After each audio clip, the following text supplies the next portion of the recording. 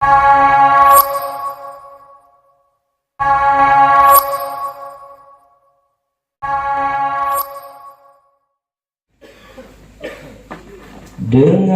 Tengku saya ungkapkan struktur pengurus di harian yang telah Al-Mukarram tetapkan. Moga kita taat aturan. Tengku Zulfahmi sebagai ketua, Tengku Afrizal Adnan wakilnya.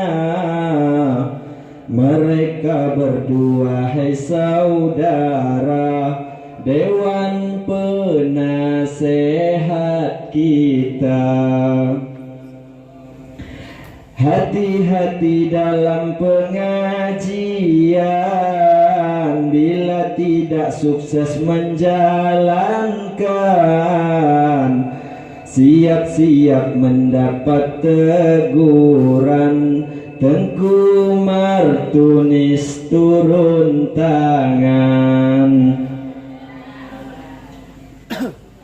Ingat-ingat wahai para santri, bila jamaahnya sering lari, tak perlu turun Tengku Rahmat Yani, cukup anggota yang beraksi.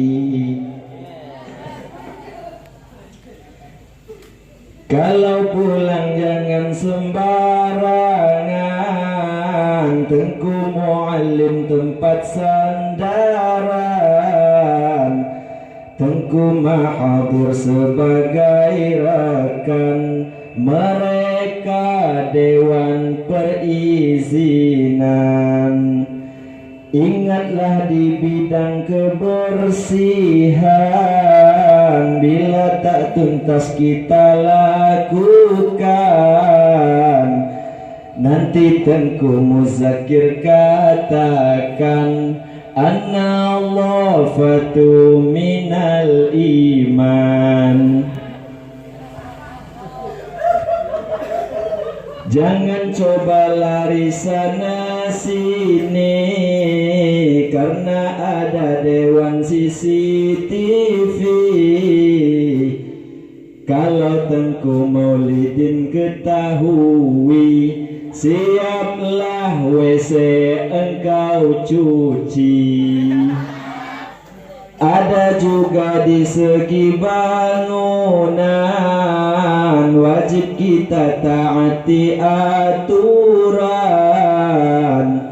Di bawah penataan Tengku Darman, Tengku Daud seksi binaan. Bila piring gelas kekurangan, Tengku Mukti juga turun tangan. Maka bilik pun jadi sasaran interogasi kecil-kecilan.